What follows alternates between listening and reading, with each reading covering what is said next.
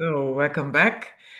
Today we have Dr. Judd Burton again with us. I'm very happy to have him here. We haven't talked for a while, and we are going to talk about all kinds of monsters, the Headman, the Mothman, and what have you. So, Judd, how, from an anthropological point of view, Hmm. how did that happen? Um, I mean, we have cave paintings of very strange figures. Uh, Yes. was that we were afraid of the dark and we saw something, Hmm. a shadow or something? Or what does your field of expertise say to that? Well, first off, thanks for having me back. It's been too. We probably shouldn't go this long without having a conversation. Yeah. Uh, but to your question, um, rock art. In some cases, rock art that's hundreds of thousands of years old, Hmm. um, or older. That's the thing. Archaeology is a process. We're continually finding new pieces of older rock art that record these very strange images. And um, on the one hand, there's the materialistic explanation that they represent, the sort of natural process of growing cultural and religious fears that these early societies would have had, and they recorded them in imagery wherever they happen to be. Um, the other potentiality and quite frankly reality is that these these renderings of rock art around the world represent real experiences that these individuals had with these entities, and they did the best that they could with the tools at hand uh, to record those experiences. And it,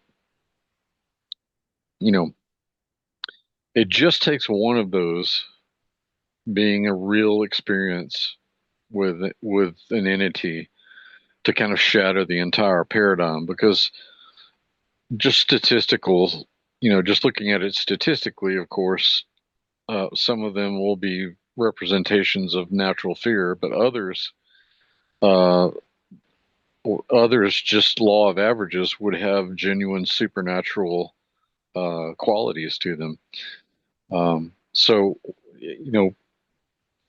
whatever whatever appellation we choose to attach to them as defined by our own culture, monsters or fairies or giants or what have you, these entities seem to have been uh, on the planet for quite some time. Hmm. So you wouldn't say it's a fantasy and it was born out of fear. Well, I would say that in many cases it probably is, but as I pointed out, it only takes one of those being a representation of a genuine supernatural experience to establish the reality. Um, but also, those two don't necessarily have to be mutually exclusive. It could Hmm. be a genuine experience with one of those entities and reflect the natural fear that people would have. It makes me think of in the Old Testament when angels would show up. Hmm. People were typically terrified, even if the angels had good intentions toward them. They were horrified uh, initially at the experience.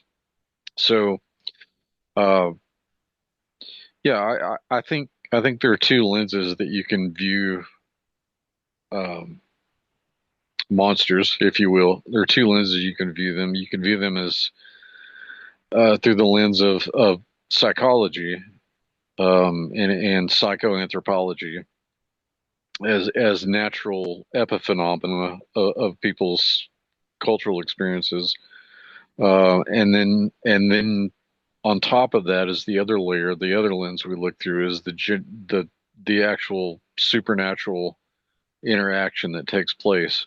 However, that might be facilitated if it's happenstance or if it's part of ritual, which is another sort of ethnographic anthropological facet to explore.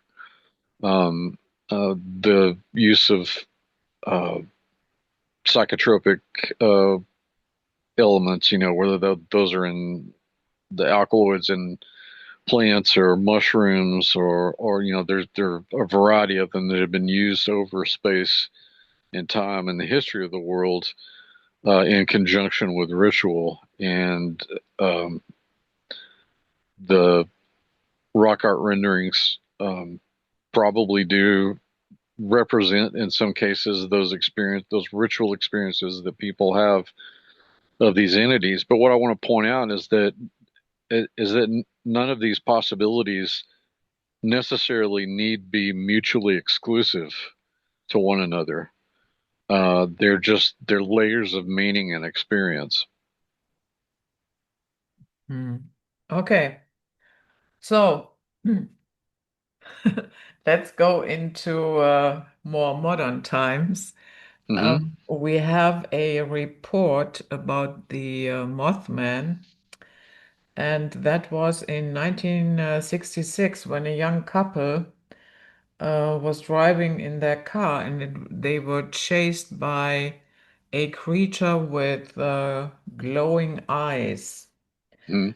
And so some people say it was a warning or an omen regarding the collapse of the Silver Bridge a year later. Hmm.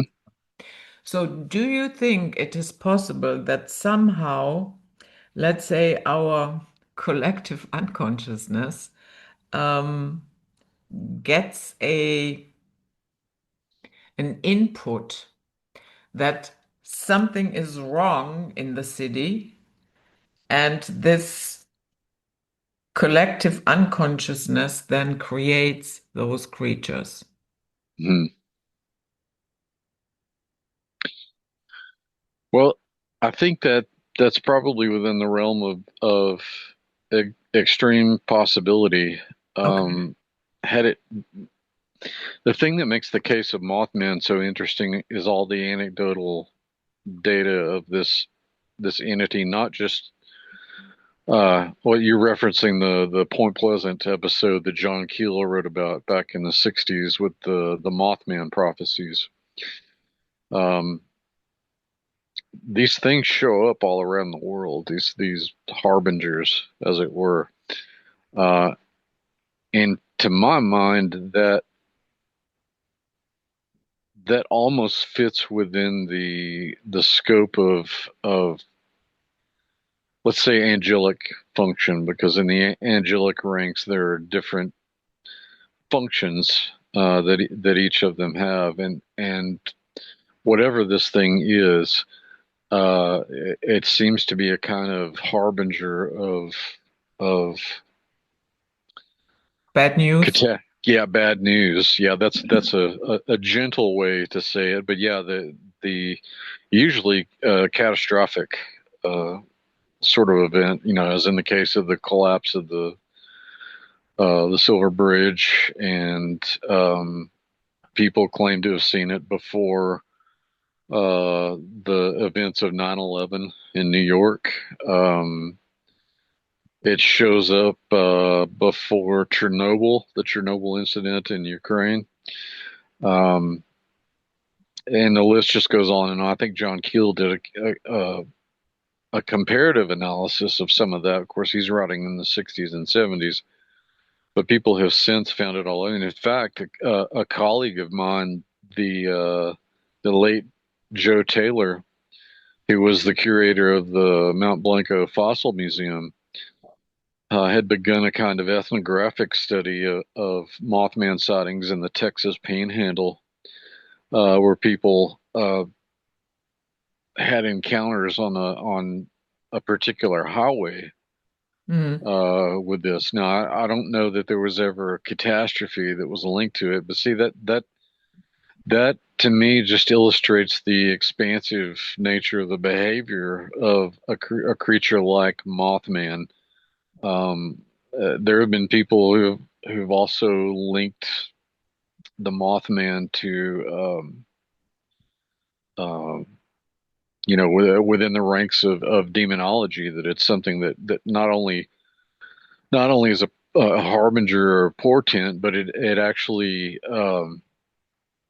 it actually visits people on an individual basis and causes them harm. And I think John Keel at least intimated that in his writings, because he does record individual visitations.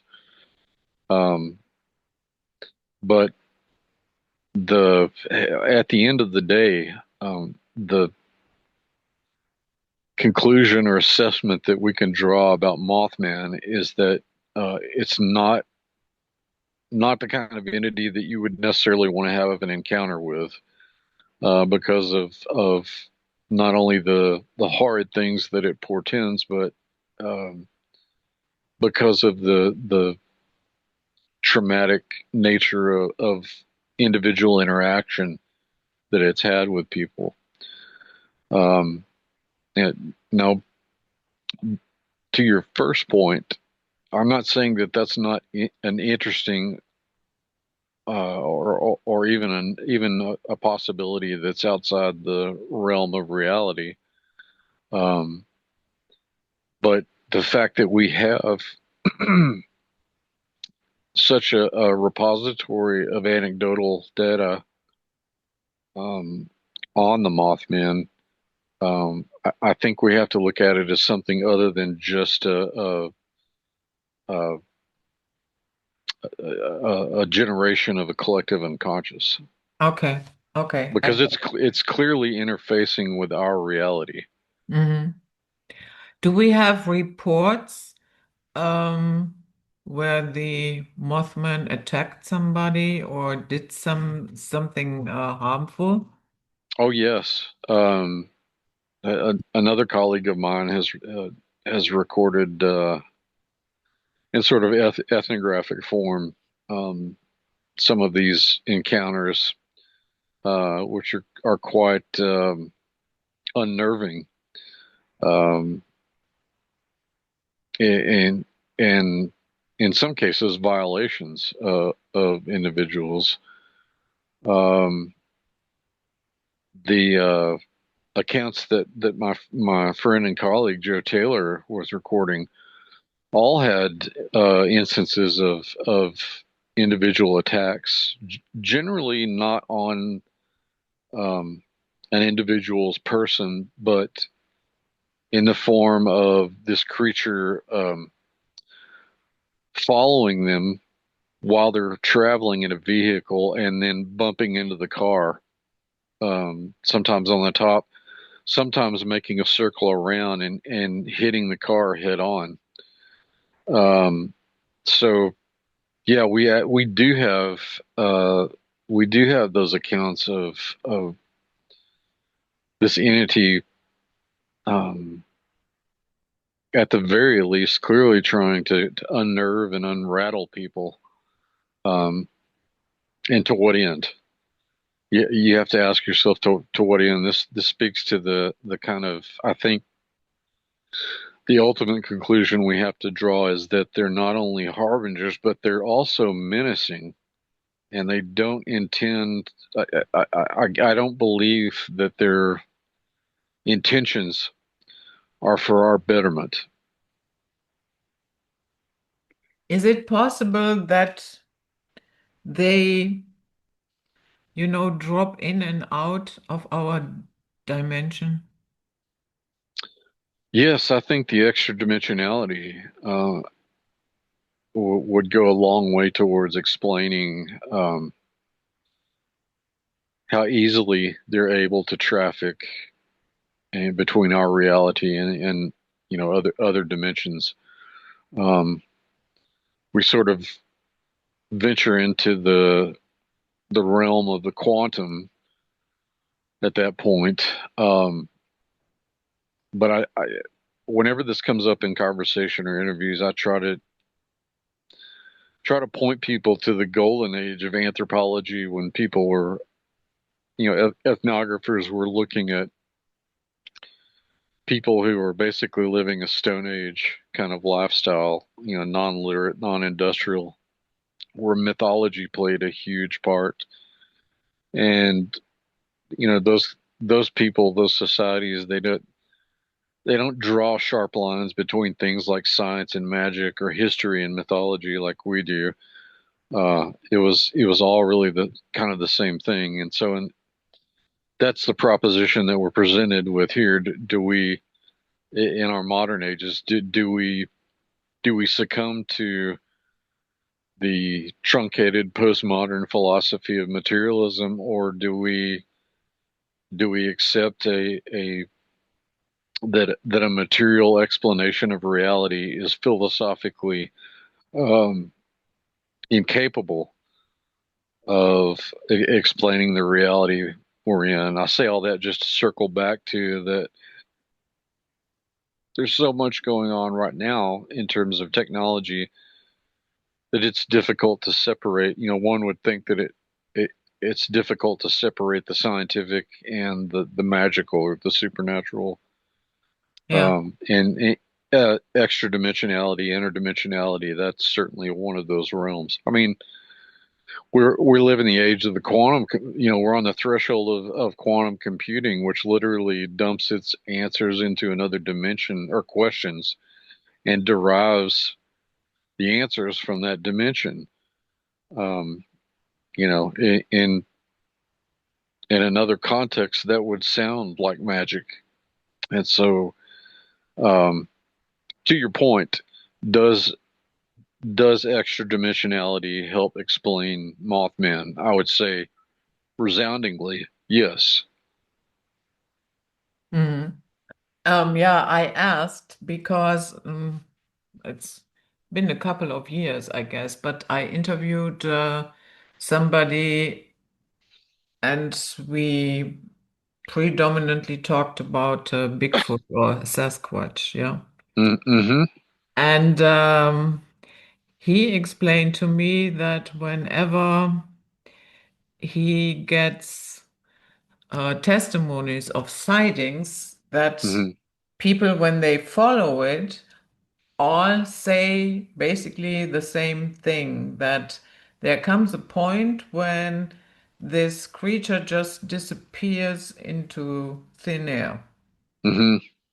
And he was of the opinion that this creature is crossing dimensions. Mm-hmm. Yeah, as far as the Sasquatch goes, I don't have a problem with that. Um, I will say that back when I was in graduate school, when I was working on a master's degree in anthropology, Sasquatch was definitely a topic. Um, and I remember it would pop up from time to time in my biological anthropology classes. Um, and I remember one of the professors introduced me to the work of Grover Krantz, who was an anthropologist at Washington State back in the 70s and 80s. And he was one of the few academic anthropologists at the time, lending the tools of science to studying Sasquatch. And I think the theory that he eventually came to is that it was an offshoot of Gigantopithecus or something like that, one of the large hominids that had a population um, in both Asia or Eurasia and in parts of North America. Um, and at the time, I was completely fine with a purely naturalistic explanation Mm. until a guy named Rob Riggs, who is based out of East Texas, which is heavily forested. Um, began talking about his experiences. I think it was on Coast to Coast AM was the first time I heard them. And he and I started up a correspondence, talking through email at the time. And his accounts included these uh, sort of strange apparitions and phenomena that would accompany Bigfoot sightings, and that they would seem to appear and disappear at will, and strange lights would accompany them, and visual distortions, and in some cases even UFO sightings. Um, and so my perspective on the Sasquatch began to change as I began to learn about um, a lot of these other kinds of encounters that people were having. And so I maintain that both are possible, that there probably are um, material, there probably are naturally occurring hominid populations, these intelligent hominid populations that are able to evade um, detection for the most part.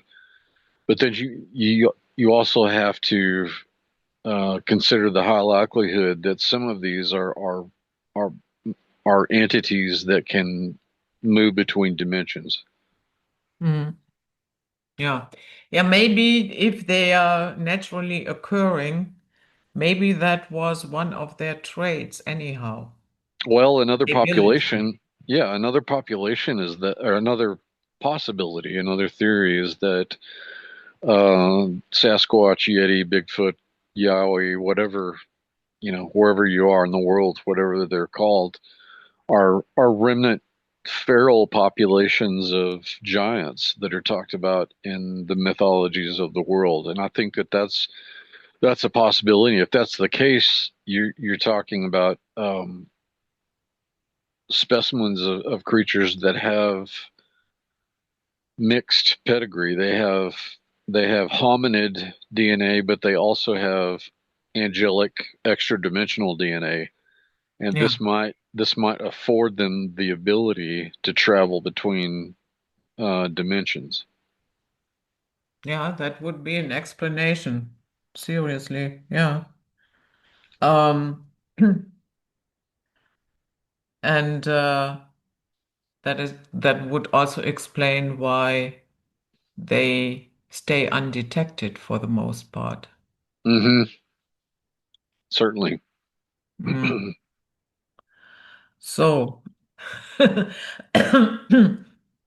now we have a on my list the Manticore from Persia. Hmm. Unsurprisingly, a creature with a human face, lion body, and a scorpion Hmm. tail. Hmm.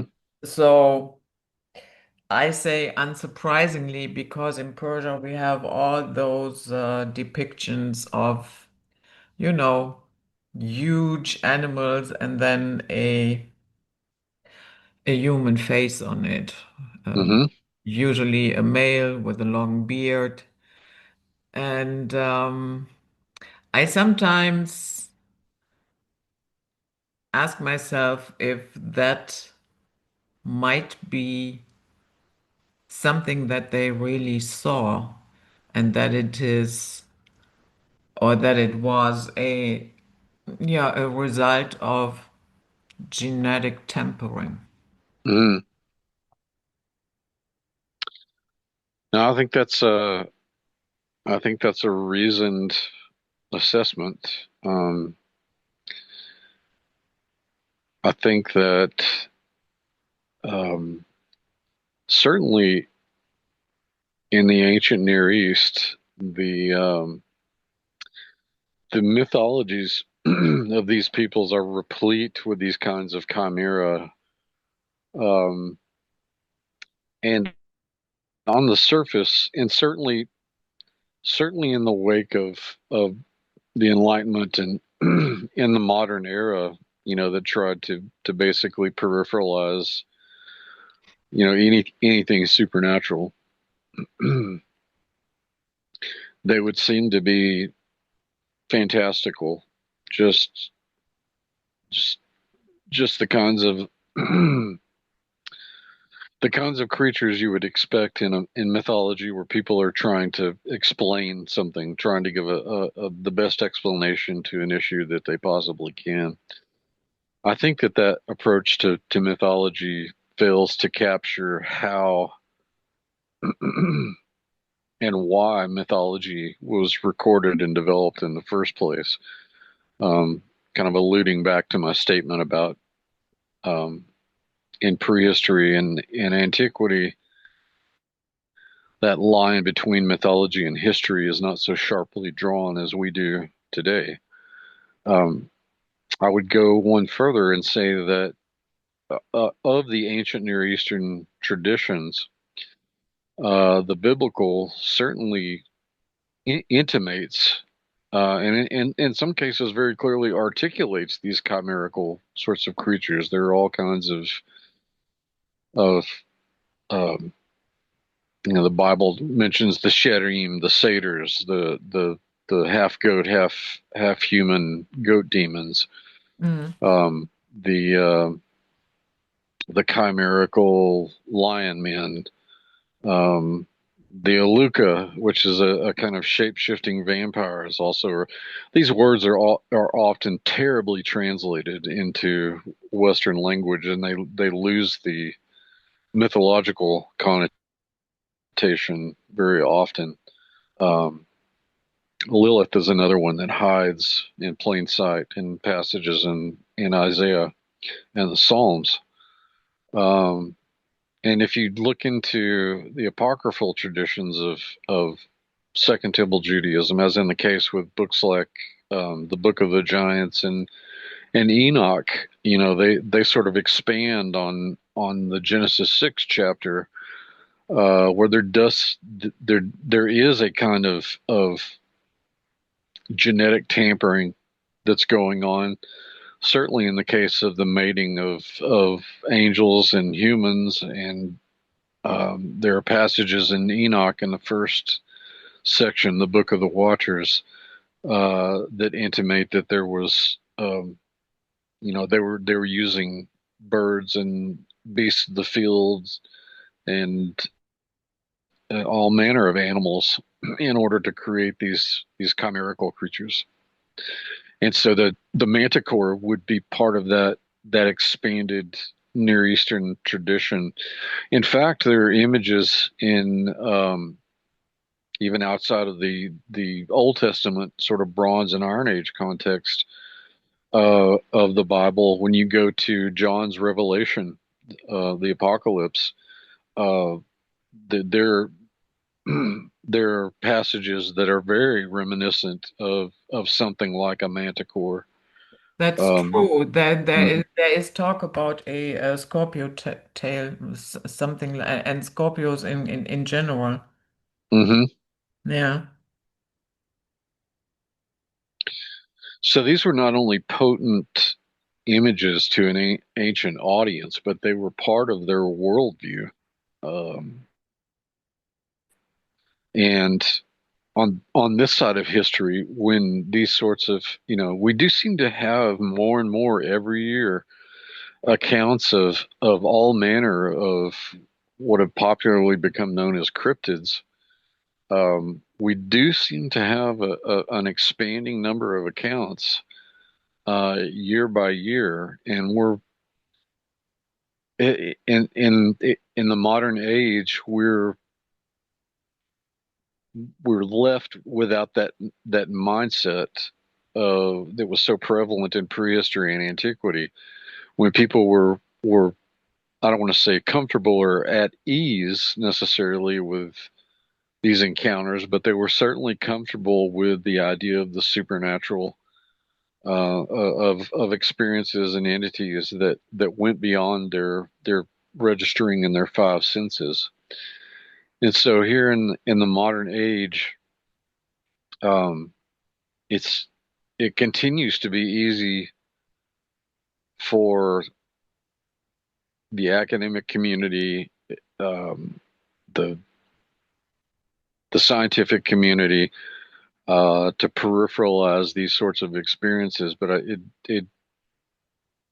it does a disservice to people because it's quickly becoming once again the reality that we live in. Yeah. And I also think, I don't see really any reason why people would depict something like that. Hmm. I mean, it was a lot of work. And plus, that was a time you didn't study history, you made it. Hmm. Yeah. And not in the sense that we are not making history these days, but you know Sure. what I mean, yeah? Yes, with an emphasis on the story part of history, um, which is literally what mythos, myth in Greek means. Hmm. Um, the these entities and their interaction, not only with themselves but with humans, uh, is it's universal in the world mythology. It represents a part of our cultural memory that just got so gradually pushed to the side, um, so that we became comfortable with deferring to the material with the purely scientific. But again, um, scientists and philosophers now are really having to come to grips with this. That a material explanation of reality just doesn't cut it. Um, you know, biologists are having to depend more and more on engineering design theory to understand the mechanics of a human cell rather than just purely evolutionary biology. Um, and if that's the case, then that speaks to, however people want to frame it, it certainly speaks to a larger um, an intelligent design behind something as complex as a human cell, and it, it it implies that there is a designer Yeah, of sure. that cell, and so there's a really good book. I'm trying to think of the author. I think it's called Mind and Cosmos, that really lays out the case for how pure materialism just does not explain reality. Um, Yeah. So, I have something here that is does not really fall into, I would say, into the category of yeah, what we might call monsters.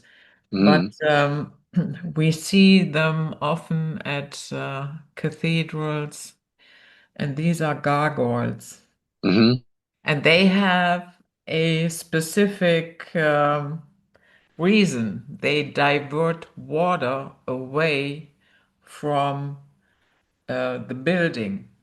hmm But I ask myself, why do they have to look so creepy? hmm Well, I mean, the prevailing theory that architectural historians typically have is that they're in some way a preservation of the indigenous memories of Europe, as regards guardian spirits, Hmm. which seems to be another facility that gargoyles and churches have. Um, but again,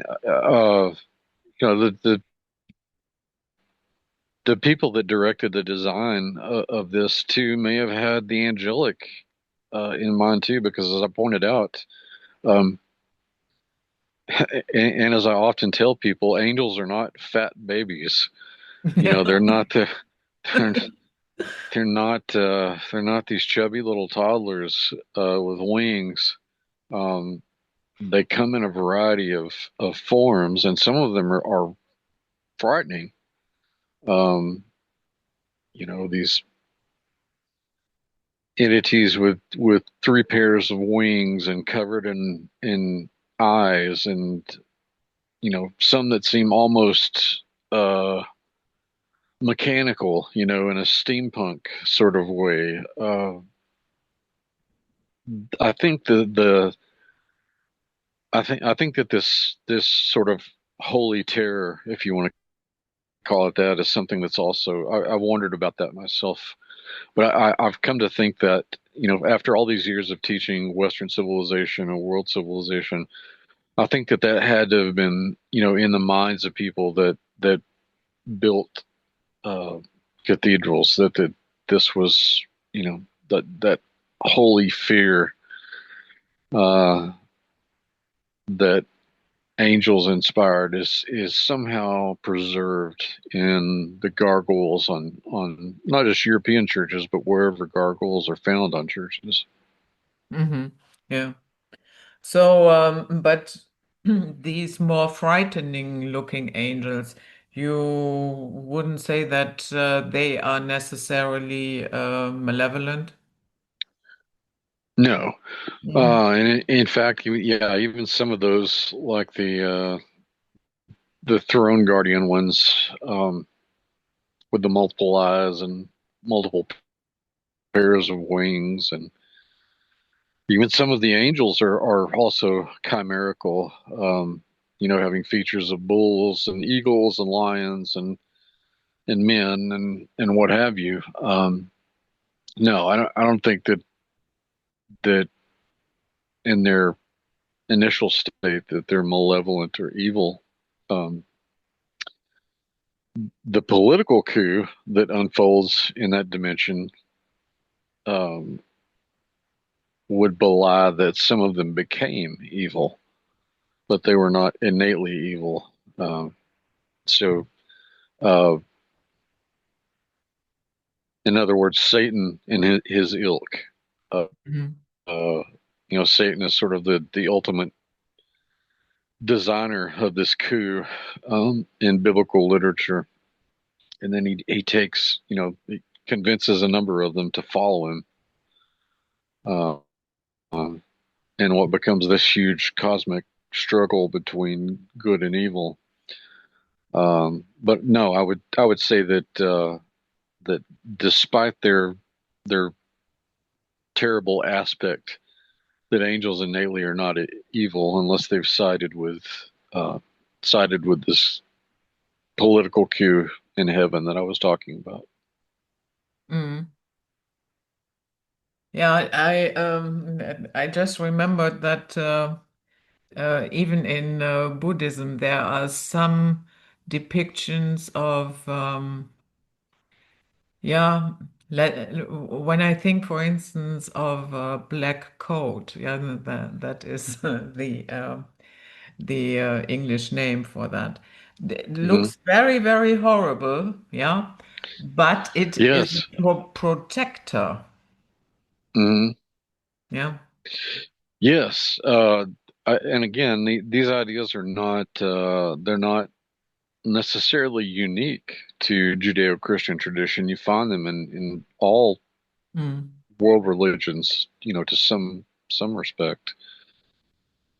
And then, you're talking about Buddhism in Tibetan Buddhism. Mm.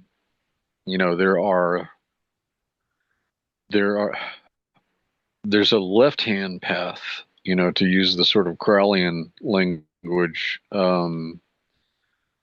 that the Dugpas, I think, is the sort of general designation for those that undertook the left-hand path. Now, these people were clearly serving entities that did intend harm, um, to individuals.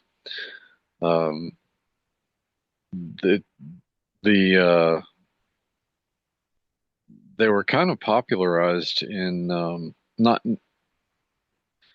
only in Helena Blavatsky's literature, but also in David Lynch's Twin Peaks series that came out in the late '80s and '90s. They were sort of at the center of the plot um, of that show. But you know, clearly there are entities in all of these traditions that are depicted as malevolent and not having not having the best of intentions towards the humans that they interact with. I mean, even in most pantheons, the gods are capricious. I'm thinking especially of um, like the Greek and the Roman gods. There are all these stories about how they're clearly capable of doing good, um, but half the time they're philandering and causing wars and accepting blood sacrifices and things of that nature. And so they were exceptionally capricious. Um, I say all that just to say that clearly there are entities that intend harm to humanity. It's not just a world that's populated by good ones. Yeah. Um, and I have a feeling those ancient gods are making a comeback. And Or they never went away. yeah, that is, They've yeah, just exactly. Um, cleverly hidden. But I mean, you're right. Go ahead. yeah. I mean, a comeback in a sense that they come more to the forefront with the unrests and the turmoil in Iran, for instance.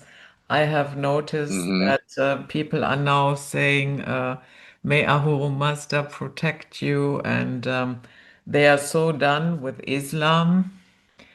Yeah, Mm, and and other things that are happening right now. I mean, it's no secret that Ishtar was capable of mm, turning men into women, and then hmm. yeah, and then when I look at the entire LGBTQ plus that movement, yeah, then Hmm. you have her also associated with the rainbow, yeah, and what was her Hmm. special month? Of course, it was June, and there we have Pride Month. So, yeah, I would Hmm. say they are creeping back into the public awareness. I would I agree with you wholeheartedly. You mentioned Ishtar, who in her older forms was known as Inanna, Mm, and clearly all the descriptions that we have from Mesopotamian literature about her in today's terminology, we would clearly define that entity as transgender, yeah. as being able to take on both. And she's certainly not alone in not just ancient Near Eastern mythology, but the world over. I think another thing that's very subtle right now, that we're witnessing in the West, I'm certainly witnessing it in America, is just the the extreme polarization based on political philosophies, Mhm. um, which on the surface would seem to be sort of the natural, organic political discourse, um, except that it's a very clear example of the dialectic in action. Hegel articulated the dialectic as the thesis plus the antithesis. They combine to resolve into the synthesis, and then the synthesis becomes the new thesis. Um, This was the public hour. For full access of the entire interview, please join our Patreon community. Thank you.